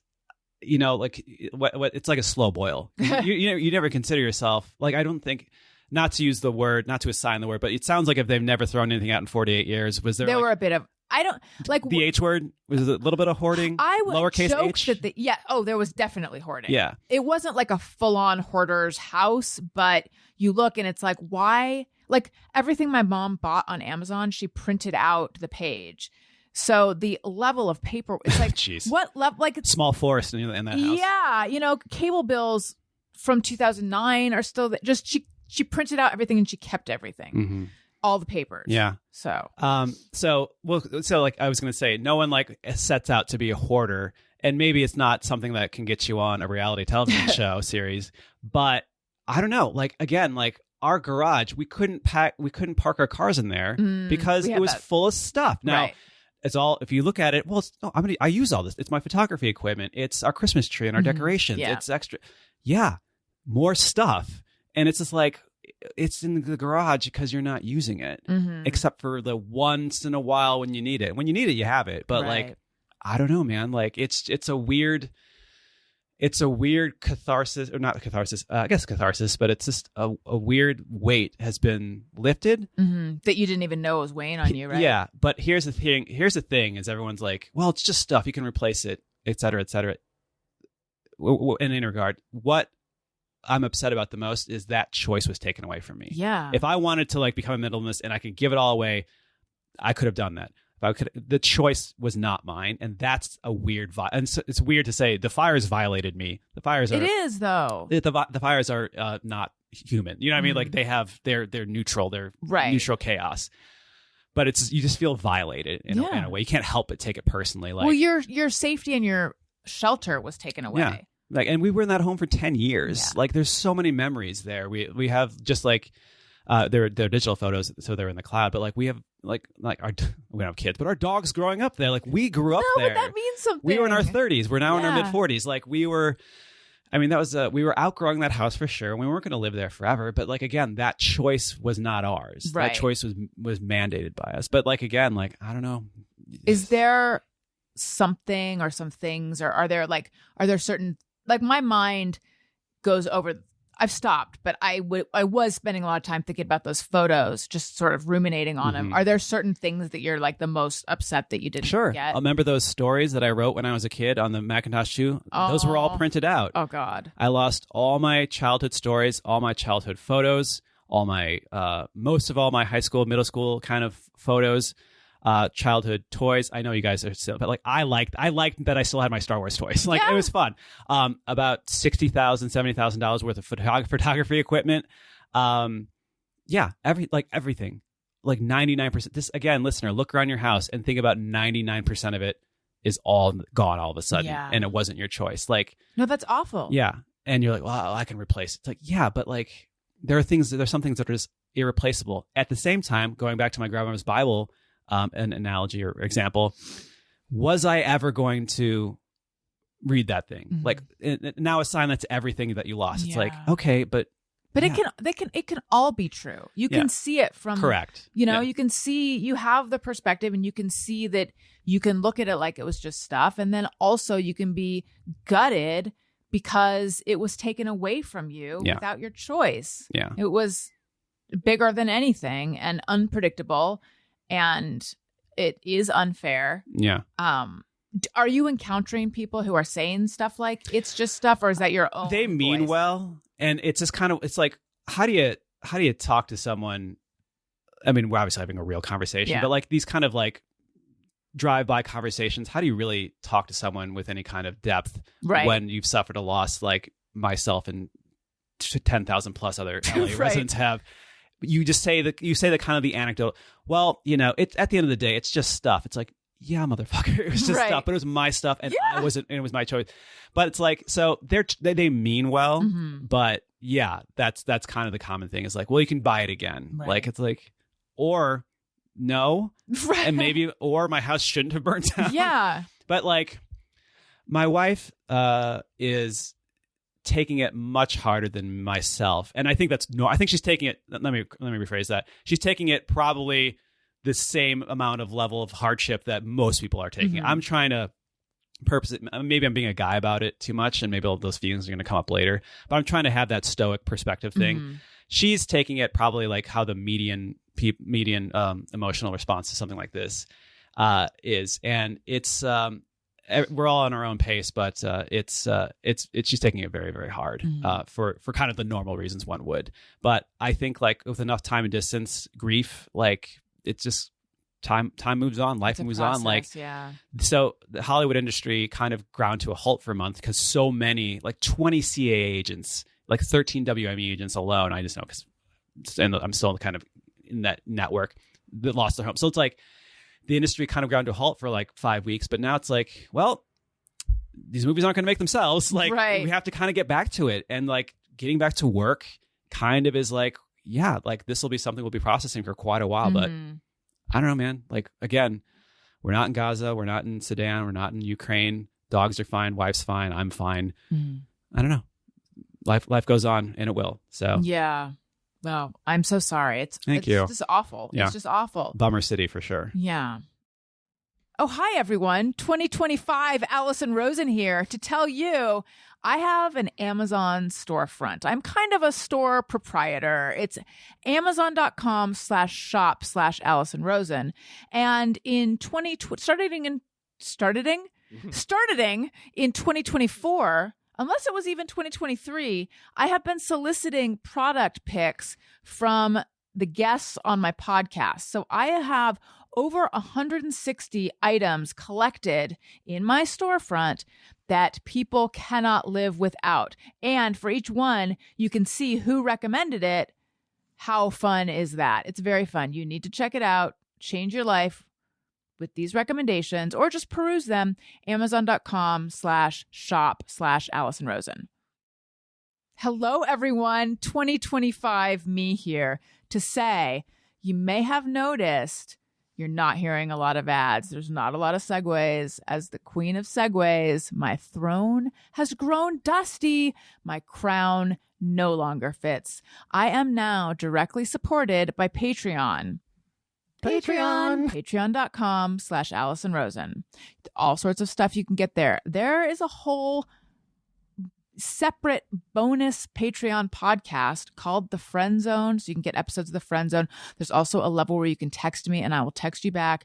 I have been doing daily morning text updates, and I read some on the show, and I know that Tony was thinking, stop reading them, Allison. You are turning people off. You're making them think, now I wish I wasn't even subscribed. But no, I read them, and more people signed up. They're like, I got to get me a piece of that. I got to snap me off a piece of those morning texts. So there's that and more. Patreon.com/Allison Rosen. And if you do an annual subscription, you get 2 months free, and you can feel good about supporting an independent creator and helping us continue to do this show. Oh, hi, everyone. 2025 me here still again and back. I want to tell you, I am on Substack. AllisonRosen.substack.com. I am writing about all kinds of things there. And you may or may not know, maybe I said it in this episode, I don't recall. I'm a writer. Before I was anything else, I was a writer. So the words, they go together well. That's what they say about me, Tony. They say, I want to support a creator who has words that go together well. Yeah. But also, it's not just, who signs up for style? That'd be bullshit. That's stupid. It's more than just going together well. They're full of hot tea and juice. These are juicy, tea-scented, gossipy words that are real and honest. But also, I'm telling the story of my experience on the Adam Carolla show. For the first time ever, I am telling it, warts and all. There's no warts, but I mean, I'm just, it's a lot of details. AllisonRosen.substack.com. Let's pivot to this quiz. Okay, cool. Tony, insert game show music, friend. So I've got to put my glasses on. Okay. At 44, I woke up, it was July. I woke up one day and I looked at my phone and I couldn't read it. Yeah. And I was I went to the optometrist, who I've never, ophthalmologist. Wait, were you like me, cursed with perfect vision your whole life? Yes. Yeah. And almost arrogantly so. Yes. Because same. as your contemporaries started having to get glasses, Yeah. I think I can make out that street sign. I think I'm going to live forever, you guys, right? And so I woke up one day in July and I couldn't read my phone. I went to the what do you call it? Well, you go to an optometrist or an ophthalmologist. Either, yeah. I went to one of them at USC Verdugo. And I'm like, it's because I've been reading my phone at night too close to my face. I've ruined my vision. She's like, no, you're 44. You're old. Your eyes are wearing out. I'm like, what? What? Who gave my body permission to wear out, dude? I don't feel worn out. Turns out, yeah. So no, for a lot of people, it didn't for me. But it starts at 40. I'm trying to think what age I was when I don't know. I wear one contact. It's called monovision. So that's why I'm able to see my phone. But when we were out there, I couldn't see the photos very well. Oh, right. So, yeah. But here's the good thing about glasses is, one, hot professor look. Thank you.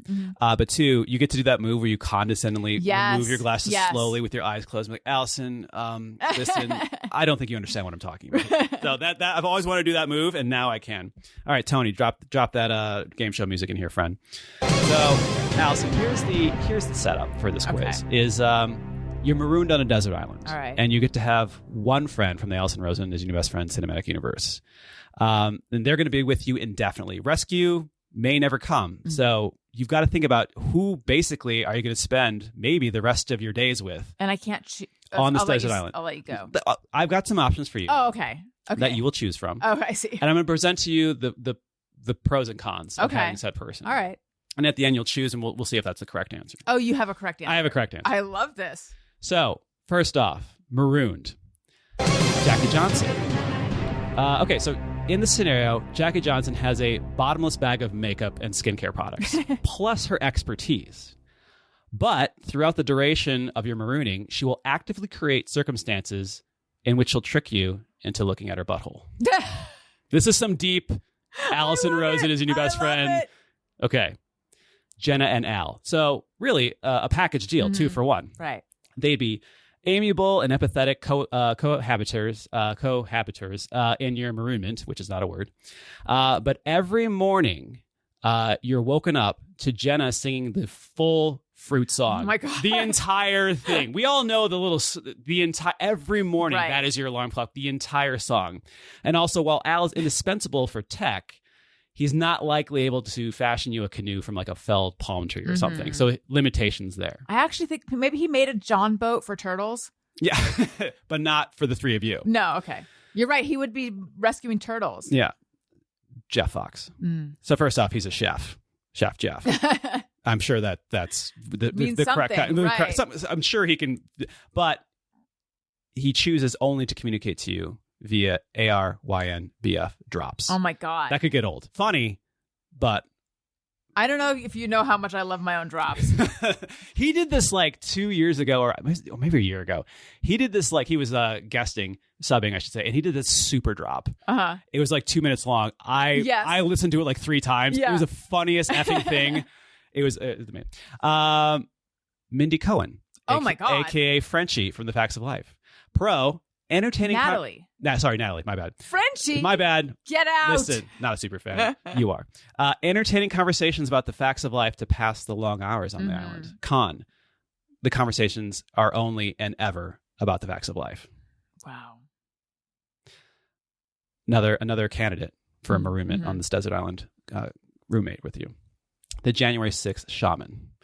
He will. Wow! He will always be in full regalia, which we all know that you kind of have a odd attraction to the man in full regalia. I had forgotten that I said that, but this does sound like me. Yeah. You're like, so something clearly he's fit and capable of doing numerous daily heavy physical tasks around camp.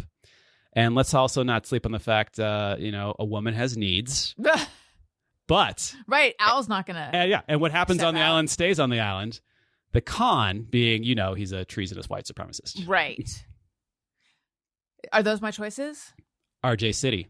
Oh. Obviously, another super physically capable guy. Great for coconut retrievals and high perches. Possibly even run defense against native island honey badgers. However, each time you need something done, he makes you apologize for being late to his show that one time. Oh, God. So every time. Oh, my God. Every time. Okay. You're like, hey, can you go get me some fresh water? Right. Listen, I'm really sorry. I didn't make it to your show right on time. Right. Right. Greg. Heller? Greg Heller. Famously can source naturally occurring form-fitting toilets from driftwood. He can teach you to surf, a new hobby and a great form of exercise, but only communicates via Venice bro surf speak, which you'll constantly be having to decode. Oh, and the island's avocado trees will always have a limit of 4 avocados per harvest, which I think is a lot, but maybe not enough. Right. Finally, our final candidate, Tony Thaxton. Oh. Tony's merits need no further qualifications. He's a good boy, probably the goodest boy, and no doubt would make an excellent desert island roommate. But the canvas is painted as such. When you two wash ashore, your clothes are tattered, torn asunder by an angry Poseidon. However, what luck, a wardrobe chest has also washed ashore, but it contains only robes. That's a problem for him. As we know, Allison Rosen loves a robe and would even don it exclusively if robes were only robes, which should be a new website, by the way. Only robes. If it were culturally acceptable, you'd wear robes all the time, right? Yeah. However, we all know Tony's stringent, even draconian policy on robes. Nary a hint of terry cloth touch his skin, lest the world feel his merciless wrath. So this, of course, unless he's in Japan. That's true, but we're not in Japan. No. So this, Where of course, are we? Desert Island. Oh, yeah. Of course. So this, of course, means for your indefinite time on the island, you'd be snug and cozy. Oh, he'd be naked. In a spectrum of robe options, but you'd otherwise be surviving alongside a perpetually nude Tony Thaxton. Wow. Okay. So, again, Jackie Johnson, Jenna NL, Jeff Fox, Mindy Cohen, January 6th Shaman, RJ City, Greg Heller, Tony Thaxton. Who, after reviewing all this, would you choose to be on a desert island with indefinitely? Now, am I trying to get off the desert island? Like, am I choosing someone? You're going to be rescued eventually. So I'm not, because it's like, am I choosing based on who I would enjoy being around? Or am I choosing based on like the January 6th Shaman is probably good at, actually, I don't know. Maybe he's not. He looks like he's very physically capable. He looks like he could make flares and stuff. Mm-hmm. But also that raw sexual attraction. I mean, I'm attracted to him just thinking about it. But only in the January 6th regalia, right? Right. Yes, which is all we have. You know, we don't have, in that scenario, we don't have the wardrobe. And then when you said RJ City, I was like, oh, I love talking to RJ. I feel like I could pass time with him well, but he would, well, this is a con that you didn't include, but he would complain the whole time. That's his thing, you know? So I feel like I would be very entertained, but having to apologize every time for being late to his show. The one time you were. Right. That's every day. What's the anytime you need something done. Like, that would drive me insane. Yeah. That would drive me insane. Mm-hmm. Insane. But also would having to wake up every morning to the full Fruit song. It might be delightful. Tony, lay in a little of the Fruit song.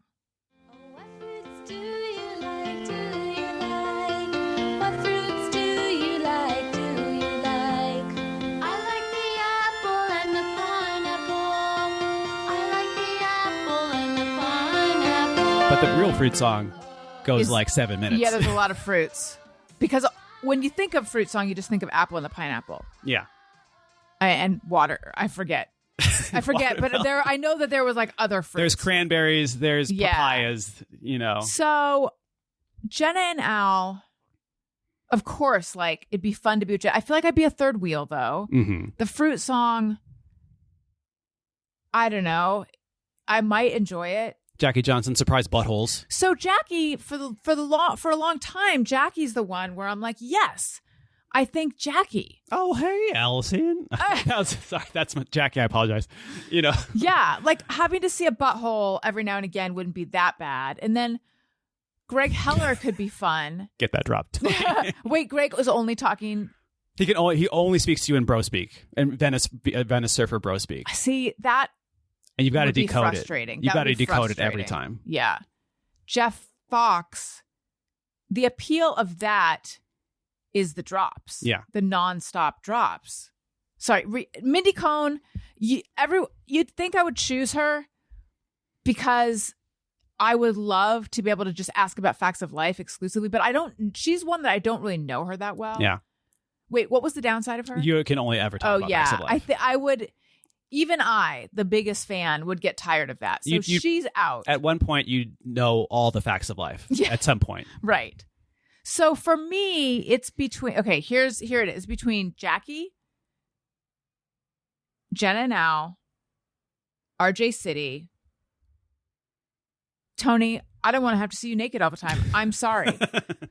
You're like, thanks, Allison. But I would like to wear a robe all the time. That's pretty decent, right? Yeah. And you have like you can have like thicker ones for those cold island evenings, right? And lighter ones, linen, even aforementioned linen, or otherwise, it's like all kinds. Yeah, it's a whole wardrobe of veritable robes. None of which Tony will even let touch. I will see Tony naked. I just based on robes, I just chose Tony. Wait, do I want to do that? At some point, it just isn't. Wouldn't it become normal just to see Tony and Little Tony just hanging out all the time? Little tone. That's the tone zone. It's down there. Oh my God. That is the tone zone. That's the flow zone. I like Tony. I get along with Tony. And what am I wearing if not the robes? Just whatever I got marooned in? That's pretty tattered, though. Pretty unwearable immediately. But again, you have a spectrum of robe. A chest of any robe in the world. All kinds of materials, lengths. I want this chest. Yeah. So I'm choosing Tony. Tony. I'm sorry, Allison. That is not the correct answer. The correct answer is Wendy, because dogs, you didn't say Wendy. I know, but dogs are perfect in every possible way. That was wonderful. I love it. Wendy would be no help on an island. But she'd be adorable. But she'd be a comfort. Cuddle buddy. Yeah, she'd lay on me. You could play games, teach her tricks. Yes. I think she could. How is she like vigilance-wise? Like vigil-wise? Like she could like bark at... She barks at anyone. So if there's a ship on the horizon... Right. She would let me know our ship is coming in. Yeah. But really, dogs are perfect. Dogs are perfect. And that's the correct answer. Yeah. Thank you. That was super fun. I love that. Do you have a just me or everyone? Yes. Sometimes I ponder on something I have thought or done. Is it just me or everyone?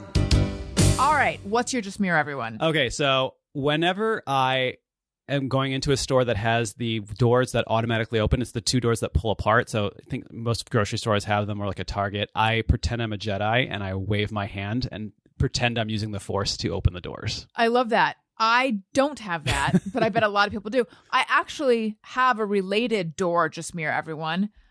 I am always walking into door frames, or like somehow I don't, and I've seen this on TikTok, is like, you're ADHD if you do these things. And I don't think it's an ADHD thing for me.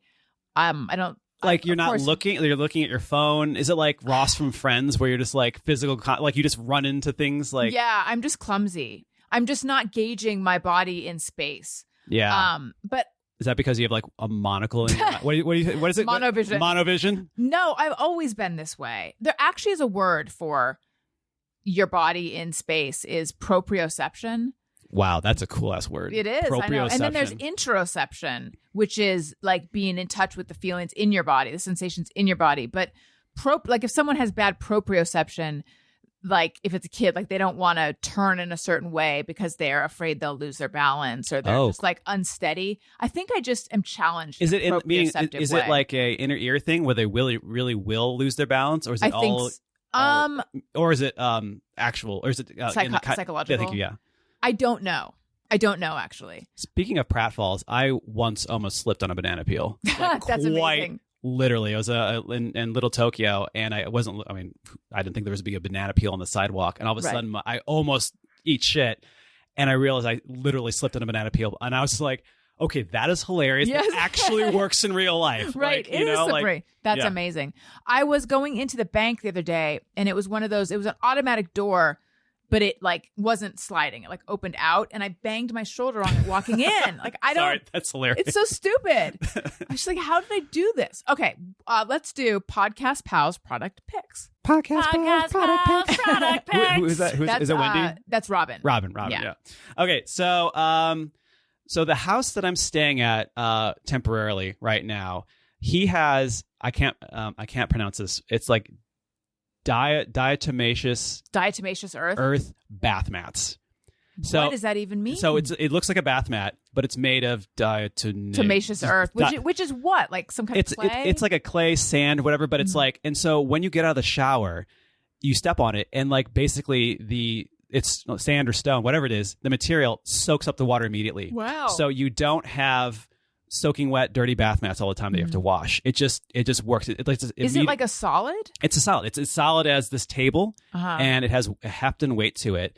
But again, I think it's a sand, but it's packed so tightly, absorbent. Yeah, that it's a solid, and you step out of the shower and it immediately is soaked in. I'll find out what brand it is, But it's like, because bath mats are always a pain in the butt. Yeah. One, they're slippery. Even if it has a grip on it, it eventually wears out. And you've got to wash them all the time. Dog hair gets trapped in it, et cetera, et cetera. This, it just instantaneously... Diatomate. What color is it? It's like brown? Like a cement. But I'm sure you can get it in like different colors. Yeah. But aesthetically, looks amazing. Feels cool on the feet. I don't mean temperature-wise, but it kind of feels groovy. Yeah, neat on the feet. Neat on the feet. Neat on the feet. And it just sucks it in immediately. And so it gives the bathroom just a nice, clean aesthetic, nice, clean lines. And I just love it so much. Also, product pick number 2. And again, this isn't a particular brand, but he has a full beverage refrigerator, just like you'd find at like a 7-Eleven or any kind of like a cooler. It's like or at a grocery store. It's a full size. It's clear, so you can see in it, and it has tiers, rows with little spaces for your cans, wine bottles, and I'm like, a dedicated beverage refrigerator. That's neat. I mean, we're talking about privilege, but like, true. Maybe I said I was going to own a lot of things in the future. I am going to own a diatomaceous earth bath mat and a dedicated beverage fridge. One, just clean, so much more room in the fridge proper, right? Yes, when you get all your beverages out. And 2, just a wonderful OCD way to display all your beverages. Right. Like, you actually will buy more just so you can kind of like be a completist and have like, okay, well, here's the beer section. Well, I want some ales and I want some ambers and I want an IPA section. I want some light beer. Here's all the different flavors of carbonated water, et cetera, et cetera. It's just it's so like wonderfully, like, again, just like neat and clean and again, just more than anything, really frees up space in your. And it's the size of one that you would find at like a 7-Eleven. Yeah, exactly. Like full. Is it just in the kitchen? No, it's actually like it's a kitchen adjacent, which I think honestly it's a weird place to have it where he has it. But like, whether you keep it in the garage or in the kitchen, I don't know. It's just it feels premium and kind of fancy pants. Right. And I want to be a minimalist maybe in the future, but I want to be a cool like fancy pants minimalist. An aesthetic minimalist. Yeah. And my final product pick, and this has to go back to the aforementioned Jackie Johnson. She was really in the running. Natch Butte. And I think I texted you about this. Yes. A couple episodes ago, or maybe several episodes ago, pre-fire, before the fire times, you guys had been talking about Korean beauty skin products, and Jackie was going on and on about this brand. And I'm like, well, if Natch Butte says legit and it's not full of all the weird chemicals and crap, maybe I should take it seriously. I DM'd her. I'm like, yo, you don't know me, and she just wrote back, this is it. But it's called Beauty of, I might be pronouncing this wrong, Beauty of Joseon. I say Joseon, but I don't know actually how it's pronounced. Beauty of Joseon, which is a Korean dynasty. Okay. It was an era in Korea, like of feudalism. But it's called Beauty of Joseon, and it is like, she's not kidding. Like, it is. I'm wearing the sunscreen on my chest right now. Are you right now? Yeah, on my neck. Yeah. It is the best stuff. Like, okay, so I'm a straight guy. I would even say I'm a very, I think you would agree, Allison, very masculine, rugged, very just screams like action hero type of dude. You're practically the January 6th shaman. Yeah, without all the racism. Right. And white supremacy. You can't tell me, dudes, bros who are listening, like, I get compliments on my skin. You have good skin. Like, but like, ever since I started using this stuff, like, and no one's immune to gracious compliments.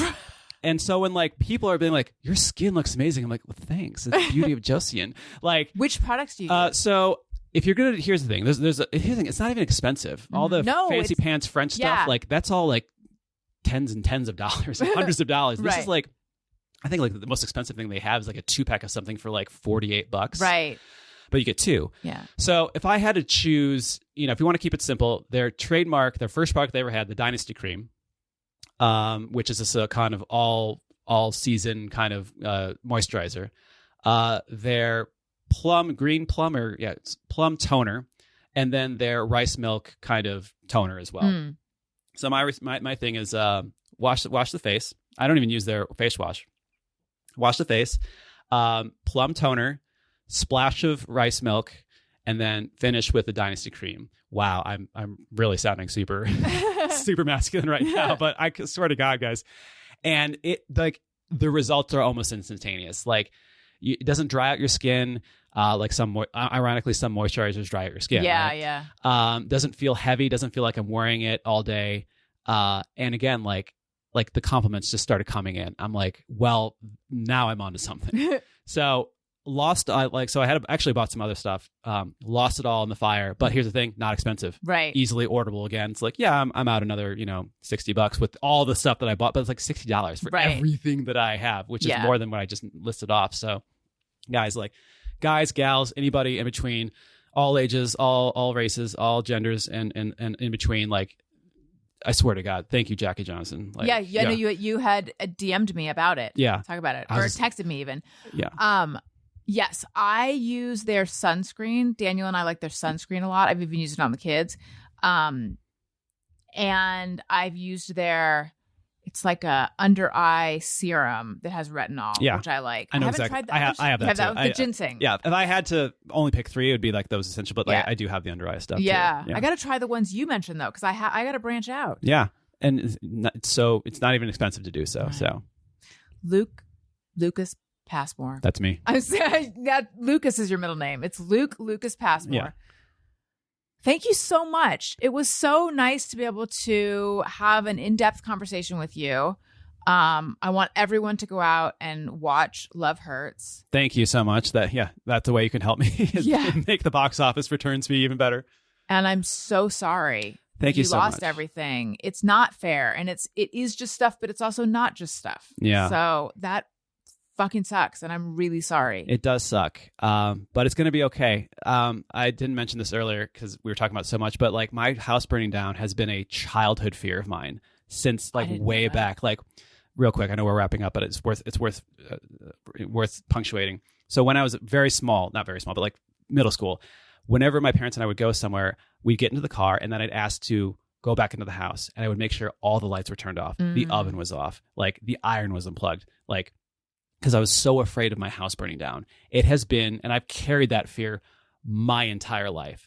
Less than 2 weeks before it all happened, I had and I don't even dream anymore. I had a very vivid dream of my kitchen catching on fire, and I barely got there in time to put it out. Then the real thing happened. So basically, my biggest fear happened. It fucking happened. And I'm okay. You're okay, yeah. Like it's done. Right. The worst thing in the world happened. That's been following me for my entire life, and I'm fine. Like I'm here. Yeah. And it's gonna be fine. And your skin looks great. And my skin looks fantastic. That's crazy. Yeah, it really is. It's really something. Wow. So thank you so much. And wrapping up, I got to say, like again, Allison, kind of like Daniel. Lifelong fanboy, to be sitting here actually getting to talk to you is insane to me. And I'm so honored, and thank you so much for having me. Thank you. I would be remiss if I did not remind everyone, patreon.com. Allison Rosen. I have been pouring my heart out on the confidant level, which is the texting level. I do a daily text. It's a novel of sorts about all the stuff that's going on in my life right now. And then also I'd be remiss if I didn't tell you about Substack. And you go, Substack. Oh, is that shit? I've been actually banking your episodes because I have to drive 4 days home to Chicago. I've been banking the Allison Rosen, so I've not listened for a month. Is Substack, is that a new drop? Yeah. Okay. Relatively new, yeah. Sorry. So Substack. Tony will put it in. But I talked over you doing it. Do it. Substack. I love it. AllisonRosen.substack.com. It's a lot of my words there too. I write about all of it. So thank you so much. Listeners, thank you for listening. I love you. You matter. Goodbye. Hey, do you know about the Allison Rosen Show?